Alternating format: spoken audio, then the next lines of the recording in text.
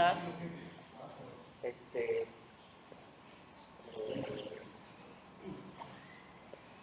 Bueno, gracias nuevamente por su asistencia.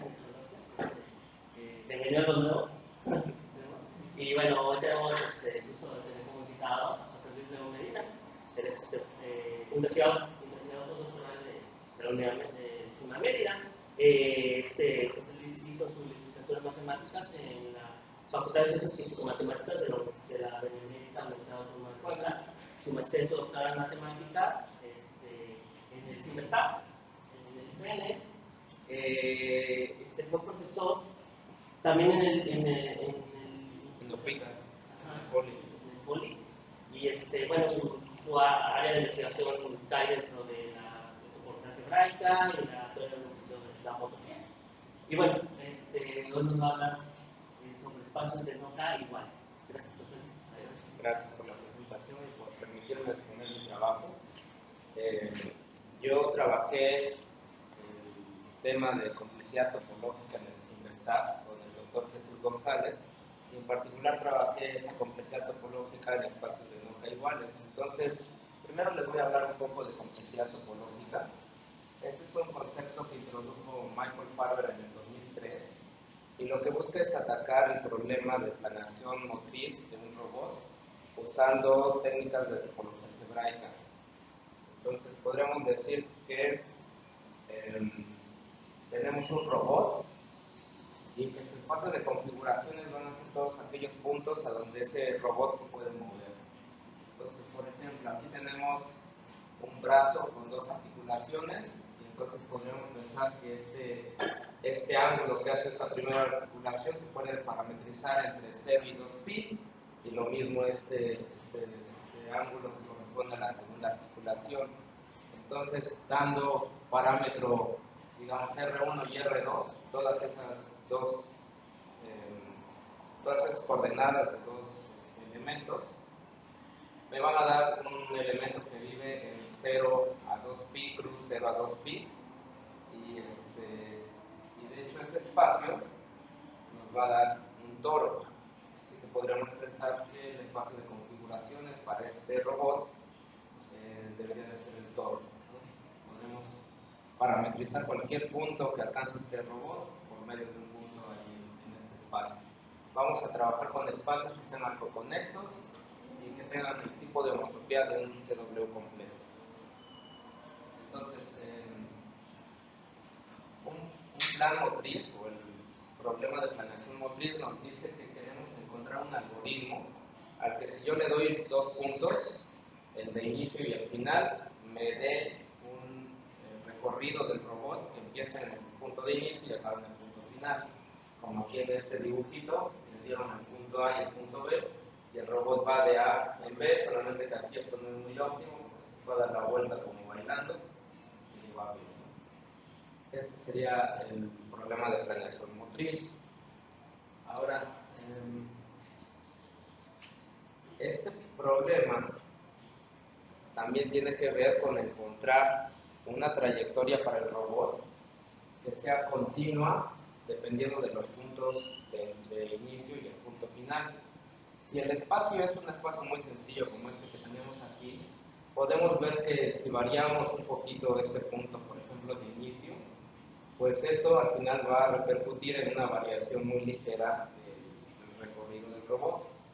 Pero si nuestro espacio es algo más complicado, tiene obstrucciones, tiene agujeros, pues entonces aquí tengo algunos problemitas, porque si considero este punto A y este punto B y le digo al robot que se vaya de A en B y se va por este lado, pero podría pasar que este punto A se mueva ligeramente por alguna perturbación o algo que ocurre en el sistema, pero ahora sí este punto A', el de inicio, y a lo mejor el plan motriz ahora es irnos por este lado, pero ahora esto ya repercute en una discontinuidad en la trayectoria que le estamos asignando al robot.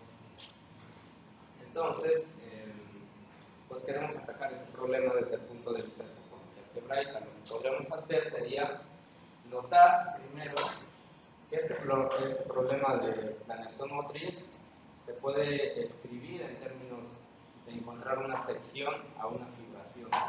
La fibración va a ser esta fibración que va del espacio de caminos en el espacio topológico X y que me evalúa en el punto de inicio y punto final. Si yo puedo encontrar una sección para esta fibración, quiere decir que estoy encontrando una inversa continua que va de X cruz X al espacio de caminos. Y la estoy encontrando de tal forma que al evaluar después con esta fibración llego al punto de inicio y punto final.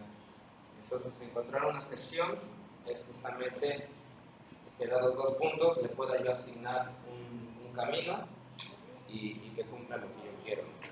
Empieza en el punto de inicio y acabe en el punto final. Ahora, resulta ser que va a existir esta sección global si y solo si el espacio tiene el tipo de homotopía de un punto. O sea, el espacio es muy trivial. Entonces, lo que podemos hacer es, en vez de pedir que exista una sección global, puedo pedir que existan secciones locales, ciertos abiertos, que me cubran a X cruz X. Y eso es lo que hace la complejidad topológica. Esta complejidad topológica se puede definir como el mínimo número de abiertos UI que me van a cubrir a X cruz X, y de tal forma que en cada uno de estos abiertos sí tengo una sección local, SI, digamos. Y a este valor le quito solamente para normalizar. Algunos investigadores del área no le quitan el 1, otros sí, pero pues depende de la convención que siga cada quien. Entonces, pues vamos a ver un ejemplo. Supongamos que el espacio es esta circunferencia, S1. Entonces yo quiero ver de qué forma puedo cubrir a S1 cruz S1, de tal forma que pueda dar planes motrices locales sobre abiertos que cubran a SX cruz X o S1 cruz S1. En este caso me basta con considerar dos abiertos. El primero va a ser todas las parejas XY que no son puntos antipodales.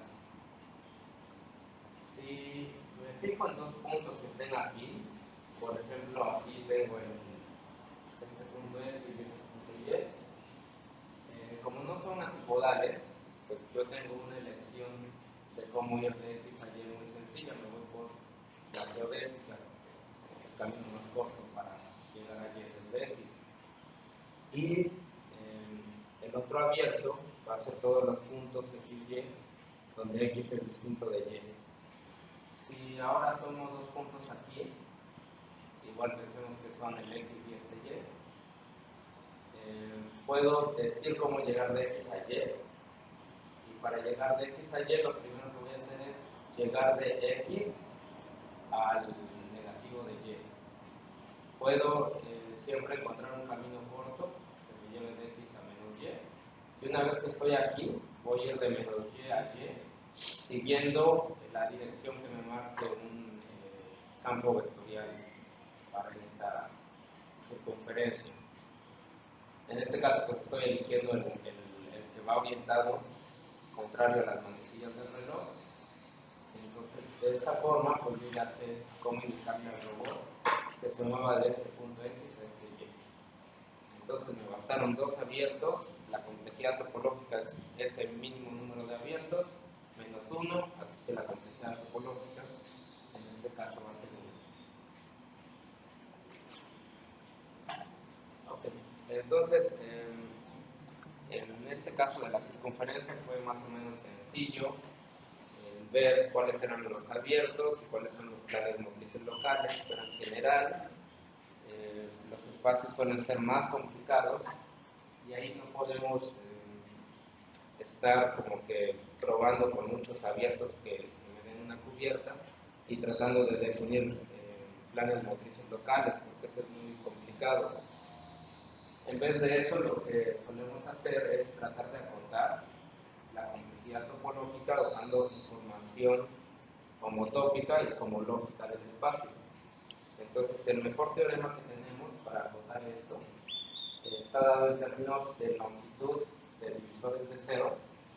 Esta longitud de divisores de cero va a ser el máximo entero no negativo, digamos L, tal que existen clases de cohomología en X cruz X con restricción trivial bajo la diagonal y tal que su producto es no cero. Entonces, si encuentro esa longitud de divisores de cero, tengo una cota inferior para la complejidad topológica y puedo acotar por arriba por medio de la dimensión homotópica del espacio entre la conectividad más 1, todo eso por 2. Ok, entonces eso es lo que se suele hacer en el área cuando queremos determinar o tratar de ver qué ocurre con la complejidad topológica de algún espacio. En particular, yo trabajé con espacios de no K iguales, y estos espacios de no K iguales no son más que espacios de n tuplas, a eso se refiere esta n. Estas tuplas van a ser elementos en RD, así que si t es igual a 1, pues tengo tuplas de números reales, y si t es mayor que 1, tengo tuplas que son de vectores. Y a esas tuplas les pido que no haya k elementos o k coordenadas iguales. En particular, si k es igual a 2, pues tenemos los espacios de configuraciones ya bien estudiados, así que me restringí al caso en donde k es mayor o igual que 3 y en donde n es mayor estricto que k. ¿Okay? Y bueno, si quiero calcular entonces la complejidad topológica usando el teorema anterior, pues tengo que conocer primero la homología del espacio para acotar por abajo y conocer la dimensión homotópica para acotar por arriba. Entonces, pues necesito conocer bien la homología de estos espacios. Resulta que estos espacios los propone Schörner y Belcher en 1995, cuando ellos estaban estudiando un problema de complejidad computacional. Ellos querían calcular la complejidad computacional que tiene el algoritmo, en donde si nosotros le damos n entradas, n números, el algoritmo me determine si k de esos números son iguales o no. Entonces, por eso ellos propusieron estos espacios y desde entonces calcularon los números de Betti. Ya se tenía la información acerca de la estructura aditiva de la homología. Pero, pues esa homología la calcularon usando la fórmula de Boresti-McPherson. Sin embargo, esta fórmula no permite recuperar toda la estructura que hay en la homología. No se puede recuperar la estructura multiplicativa. Y después, en el 97, Pariznikov pudo dar la descripción del anillo de cohomología para los no K iguales con entradas reales. Y siguiendo su idea, en el 2014, Natalia Dobrinskaya y Víctor Turchin calculan el anillo de cohomología para cuando las entradas son vectores. Entonces, podemos ver cómo está dado este anillo de cohomología, porque está dado en términos geométricos, muy fáciles de entender. Y para ello pensemos en un ejemplo que es trivial, pero nos puede ayudar para entender qué ocurre en mayor dimensión. Si pensamos en el plano, y este plano le quitamos la diagonal, que sería como la condición de dos iguales, que no es uno de los espacios con los que quiero trabajar, pero pues me sirve para dar una ilustración de la homología de esos espacios. Entonces me considero este espacio y quiero encontrar una descripción de la homología de este espacio usando la descripción de las subvariedades que aparecen aquí. En particular, yo sé que este espacio es trivial porque son dos pedazos que se contraen a un punto, así que esto tiene el tipo de homología de S0.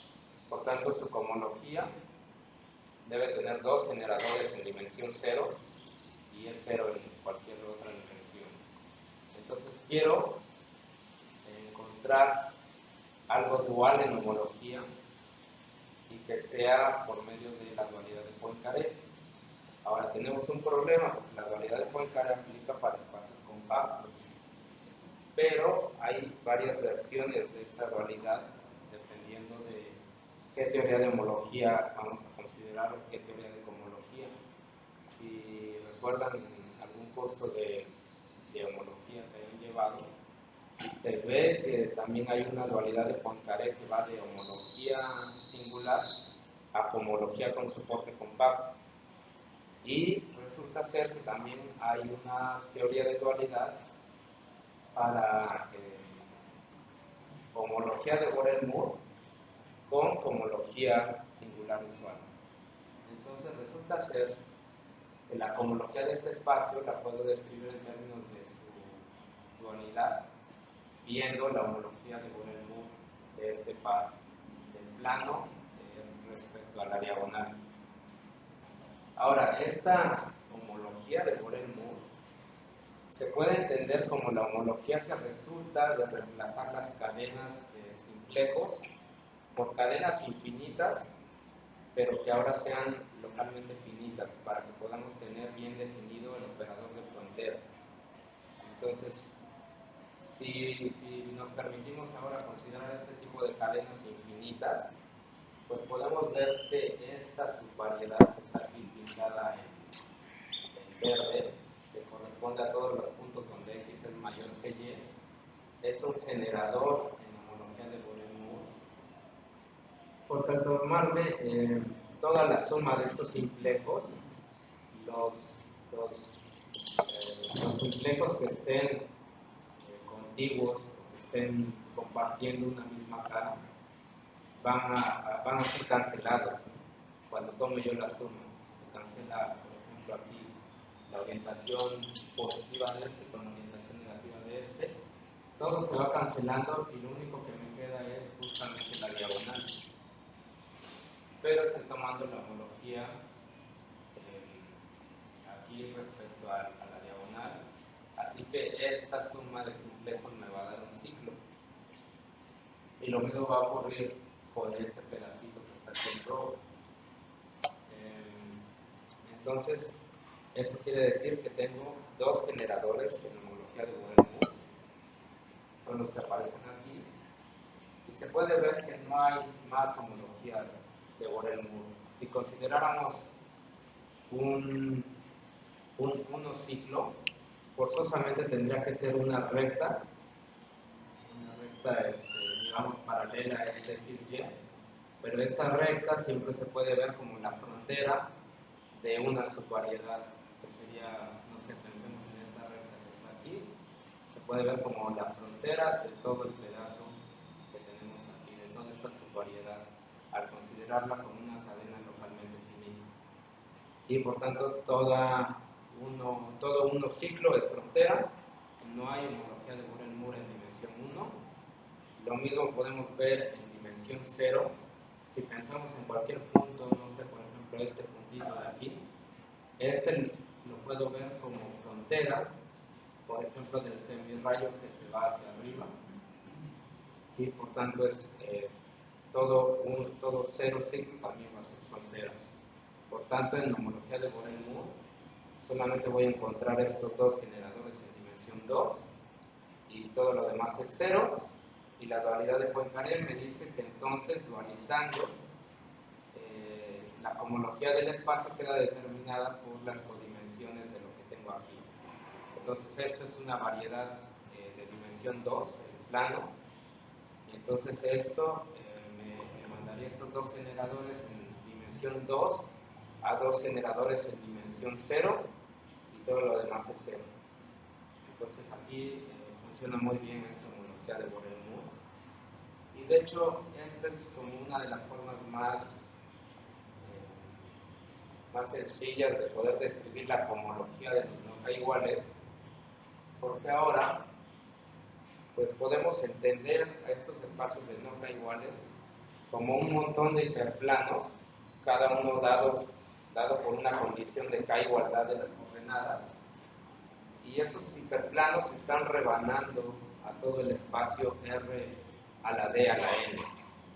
¿Ok? Entonces, si pudiéramos más o menos ver eso, sería tendríamos algo así, donde estas rectas que se ven aquí corresponden a esos hiperplanos.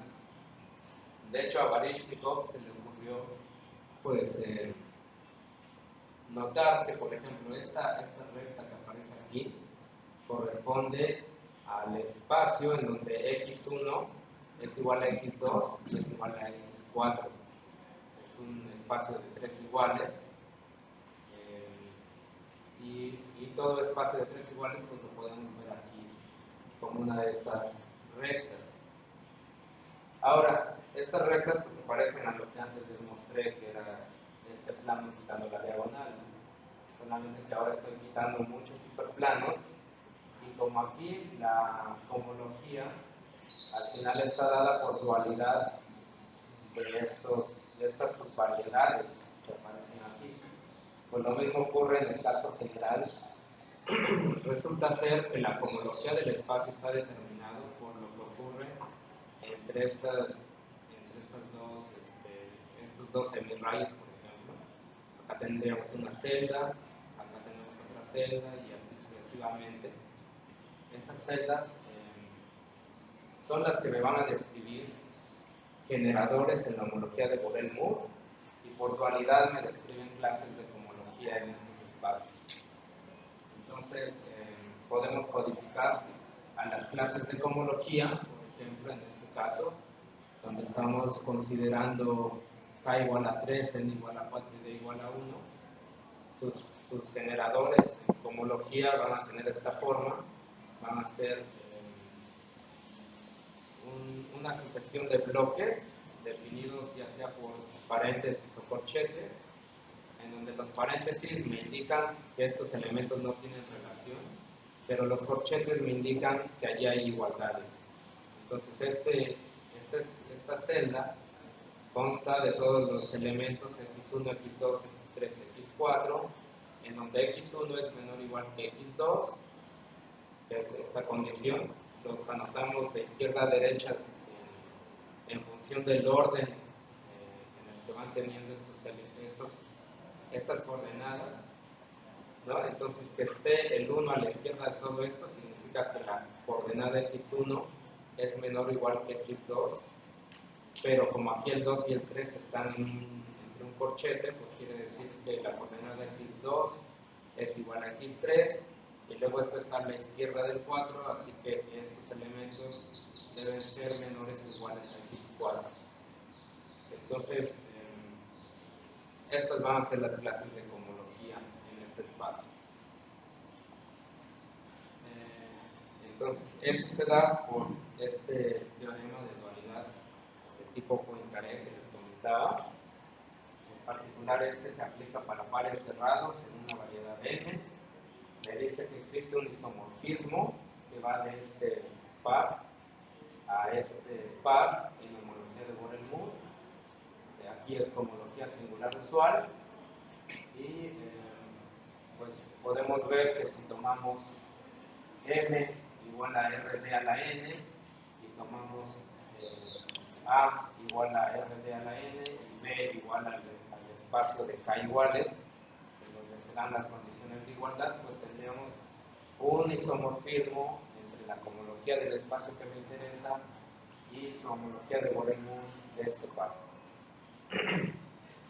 De hecho, este isomorfismo está dado por hacer producto CAP con la clase fundamental de la variedad, justo como está definido el isomorfismo de Poincaré.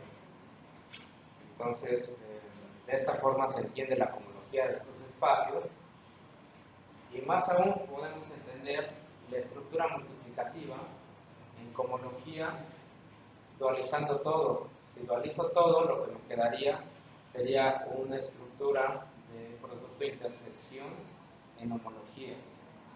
Entonces, eso quiere decir que los productos COPA de mis clases de homología de estos espacios están dados por tomar las intersecciones de sus representantes en homología de Borel-Moore. Y pues con eso ya puedo aplicar lo que sé del teorema que me permite acotar la complejidad topológica De hecho, en el 2021, Christopher Roque, Jesús González y un servidor demostramos que la complejidad topológica de los espacios de no k iguales con entradas reales y d igual a 1 tenía que ser 2 veces la parte entera de n entre k. Y eso se demostró pues, verificando que en efecto la longitud de divisores de 0 fuera 2 veces parte entera de n entre k, y que también la cota superior dada por la dimensión homotópica entre la conectividad más 1 todo por 2 fuera exactamente esto también. Entonces aquí tuvimos mucha suerte y con ese teorema logramos determinar la complejidad topológica de esos espacios. Hay otros que se ven como intersecciones de un montón de estos iguales.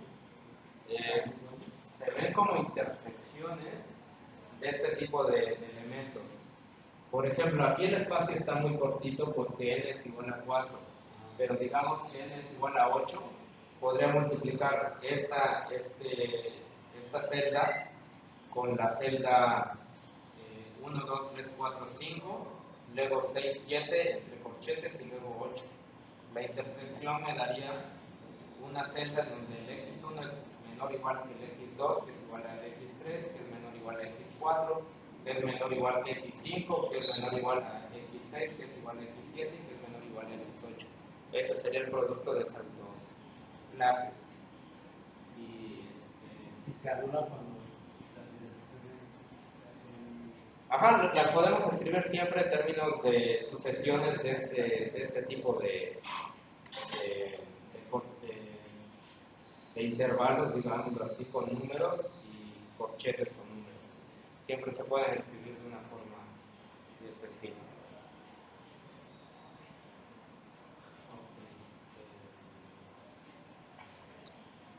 Bueno, entonces tuvimos mucha suerte cuando d era igual a 1 y entonces naturalmente surgió la pregunta de qué pasaba cuando d es mayor que 1. Para ello entonces revisamos ahora la cohomología para los espacios de no k iguales con d mayor que 1, y aquí se complica un poco la cohomología.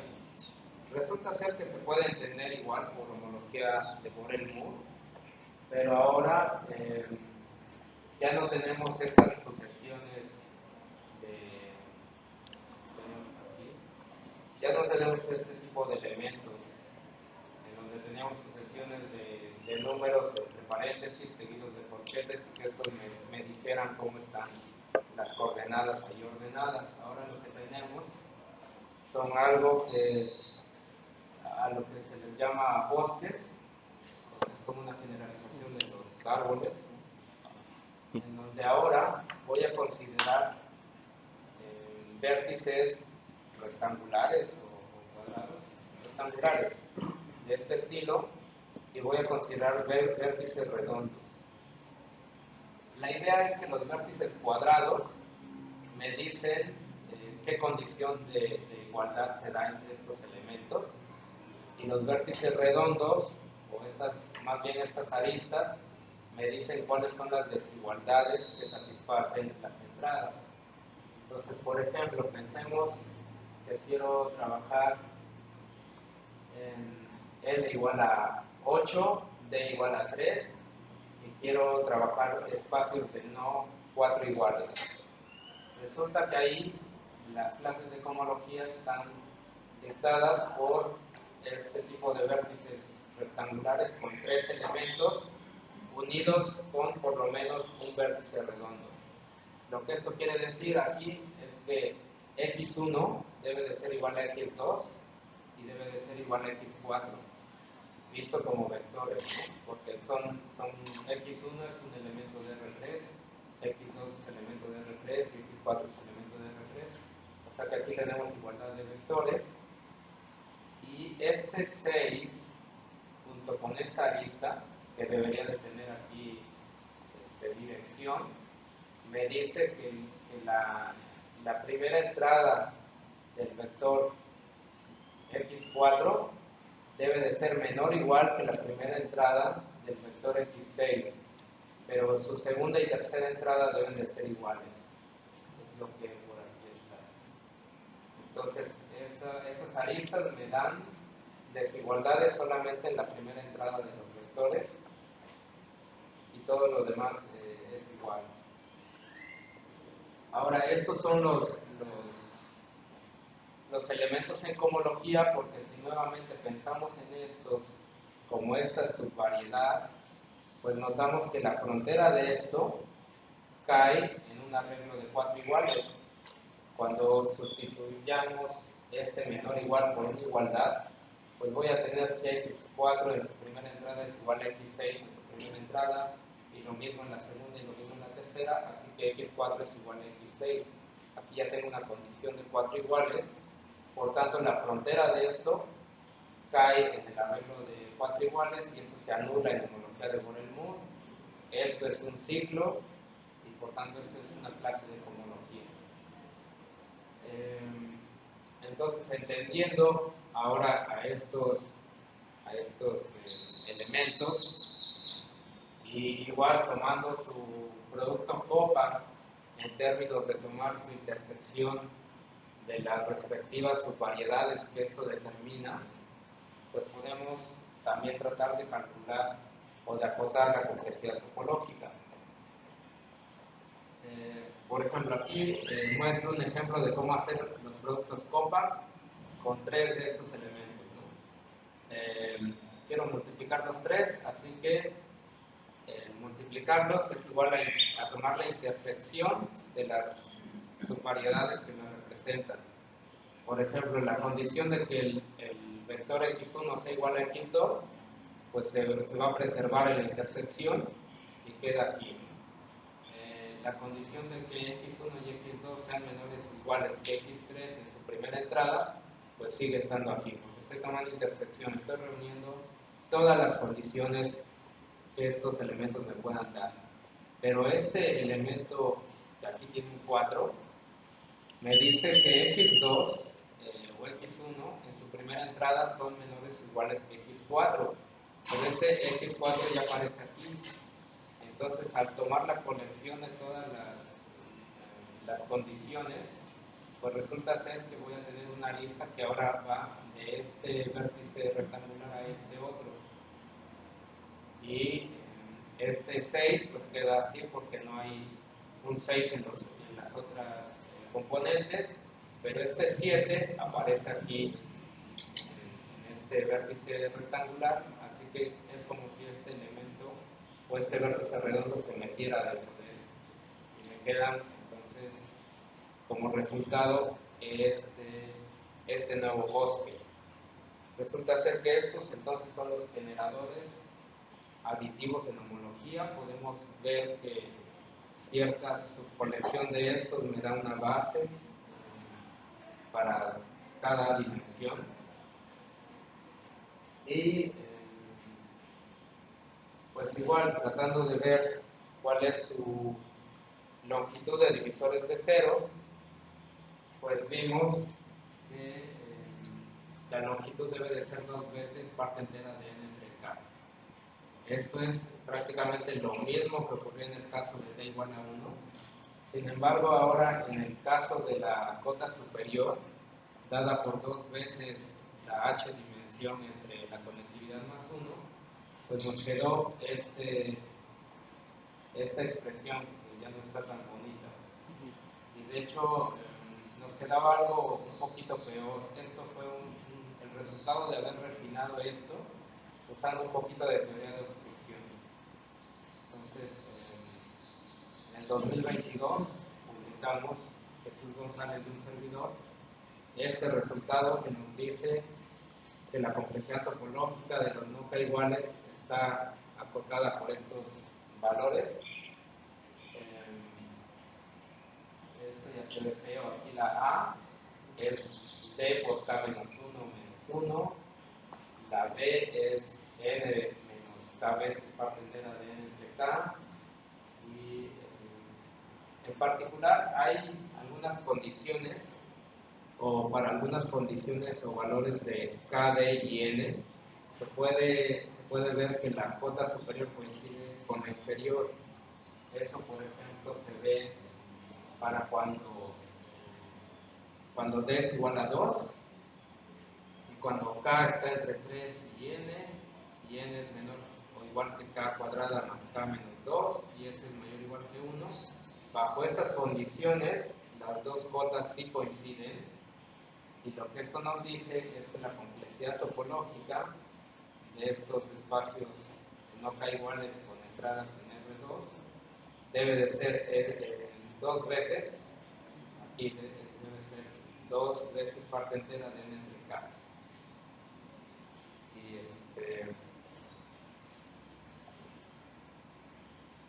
Y entonces el problema que tenemos ahora es por qué la cota superior se fue tan arriba y por qué esto no se anula.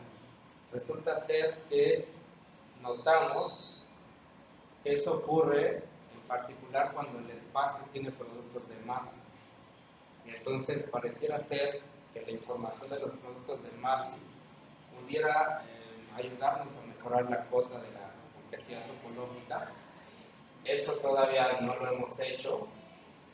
Lo único que sí hemos hecho ha sido tratar de describir los productos de Massey de esta forma geométrica.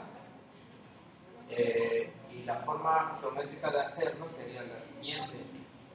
Supongamos que tenemos K, L y M variedades orientadas en una variedad n dimensional y que kappa, lambda y mu son los duales de Poincaré de clases fundamentales. Son estas de aquí que están en homología de Borel-Moore. Si resulta que K tiene intersección transversal con L y esto es la frontera de esta subvariedad X y también L tiene intersección transversal con M y eso es la frontera de esta subvariedad Y, entonces puedo considerarme la intersección de X con M y la intersección de K con Y. Si resulta que estas intersecciones son transversales, pues resulta que la clase de dual de Poincaré a esta clase fundamental debe de ser un elemento del producto ternario de Massey de estas clases de homología. Entonces esto lo que me quiere decir es que usando esta dualidad de Poincaré que usamos para encontrar las clases de cohomología del espacio, también puedo describir los productos de Massey en términos de jugar con estas condiciones en homología de Borel-Moore. Y entonces, usando esa descripción homológica, pues pudimos encontrar que, por ejemplo, este elemento se puede escribir como este y por tanto es un producto de Massey no trivial en estos espacios. Y esto lo hicimos exhaustivamente haciendo todas las cuentas posibles con todos los representantes de cada una de estas clases. Afortunadamente pudimos encontrar este elemento y ahora la conjetura que se tiene es que parece ser que hay productos de Massey de orden K en los espacios de no K iguales. Entonces, pues es algo de lo que estoy trabajando actualmente también y pues ya les comentaré yo creo que después si resulta algo. Yo creo que entrada es esto. Pero no entendí ya lo último, ¿y eso qué relación tiene con que el término se pueda o no anular? No tiene, yo pensé que tenía relación, el otro, el anterior, ya. es... Sí, bueno, es que tenemos la sospecha, o más bien mi asesor del doctorado, que ha trabajado más en estos temas de complejidad topológica, tiene la sospecha de que la existencia de estos productos de Massey puede contribuir a mejorar la cota inferior, que fue la que vi desde un principio, a contribuir a mejorar esta, al usar esta teoría de pesos categóricos para mejorar el valor que tenemos aquí. Podríamos pensar que este es el peso categórico de los divisores de 0, que contribuyen en 1, pero probablemente los divisores de 0 representados por productos de masa tengan un peso categórico mayor y entonces me ayuden a reducir un poco la cuota de abajo. Esa sería la idea. Gracias.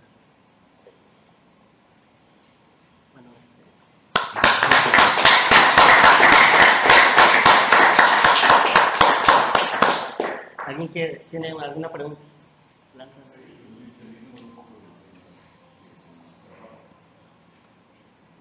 Ya terminaron el cálculo de la topología de la topología topológica de las dos variedades. Porque me acuerdo que batallaron mucho para la topología de Klein, pero creo que ya lo resolvieron. Pero ¿y las demás? ¿Ya están calculadas? La verdad ahí sí no conozco.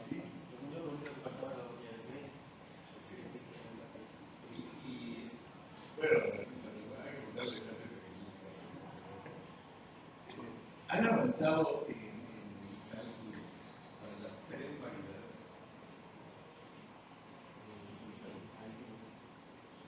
No, la verdad, no sabría decirlo.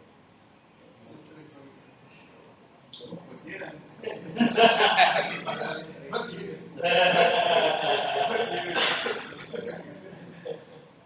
Bueno, ok, gracias. No se preocupe. Nomás, si quieren leer una publicidad. En principios de enero del 2024 va a haber una reunión aquí en Mérida sobre aplicaciones de la tecnología en general. Pero va a haber una sesión organizada precisamente por Jesús González. Ah, exactamente. El fundador. ¿Y qué hizo esto? Bueno, que definió el invariante. Va a haber una sesión dedicada exactamente a ese tema de complejidad topológica y su primo hermano en la búsqueda de reducir el más categórico. Entonces, publicidad. Va a haber una sesión especial sobre eso. Ahí estaré viendo por eso. Creo que le inviten. Pero así, ¿no? ¿Quién lo organiza? Nosotros. Bueno, principal organización no, la sesión no. Yo tengo que ver cuáles sesiones son invitadas y a partir de ahí ya los organizadores de cada sesión, que van a ser 6, va a haber aplicaciones en la biología, aplicaciones a la física, aplicaciones a la computación, etc. Bueno, esto se considera una aplicación a la computación. Aunque parezca así súper abstracto, lo es. ¿Alguien más quiere preguntar? Una pregunta, porque cuando hablaste de los bosques, esta línea que ponían para conectar, todo tenía que ver con que la primera coordenada fuera más igual que la otra. Si cambias eso de que la primera coordenada, en lugar de ser la primera coordenada, sea la segunda coordenada, ese tipo de operadores se ponen en términos de... sí, se pueden reescribir porque se puede ver que las subvariedades que resultan son homólogas. Y entonces nos basta con solamente indicar el primer término. Sí, por eso. Y hoy incluido, perdón, ¿qué es un bosque? La verdad no sé. Yo lo usé porque así lo define y pues me imagino que es como la generalización natural de lo que son los árboles o los grafos en esto de teoría de grafos. Pues le llaman bosques porque ahora sí. Bueno, en mi trabajo hemos utilizado bosques que sí son gráficas y los componentes son esas son las.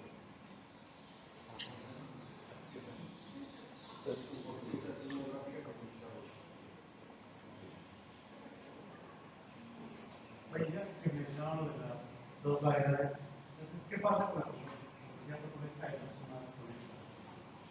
¿Hay alguna relación? Pues me parece que sí hay teorema. No puedo que tengo pensado.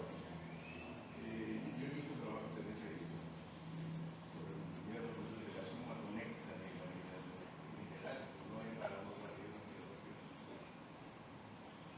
hecho, es el autor ruso. ¿Cómo se llama? Está en la Universidad Estatal, en la Universidad de Florida. ¿Cómo se llama? Baryshnikov. Es Baryshnikov. Tiene trabajo en esta dirección. Baryshnikov. Rudia. De esa escuela.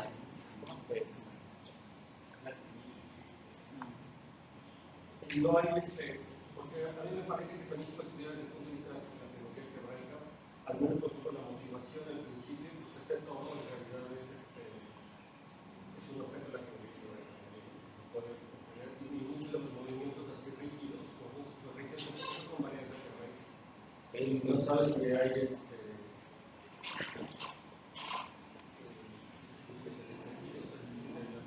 no he visto nada al respecto, pero igual yo creo que eso se podría.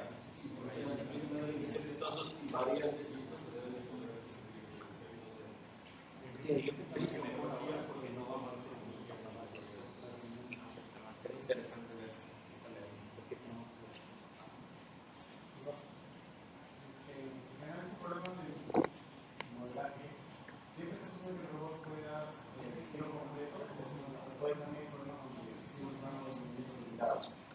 Pues en sí podemos describir cualquier tipo de robot, solamente se haría el ajuste en ese espacio de configuraciones, pero pues también como que los que trabajamos en esto nos enfocamos más en el cálculo de los invariantes más que en hacer la programación, ¿no? Efectivamente del movimiento.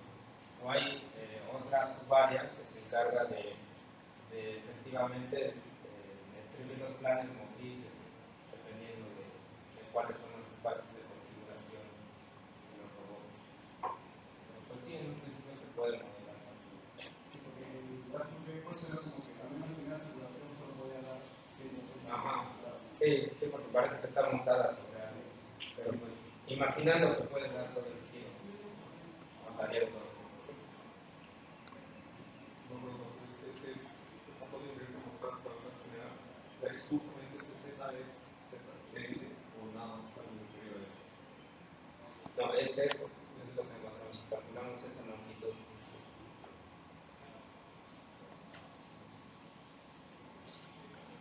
Si no hay más comentarios o preguntas, le volvemos a agradecer a José Luis. Gracias.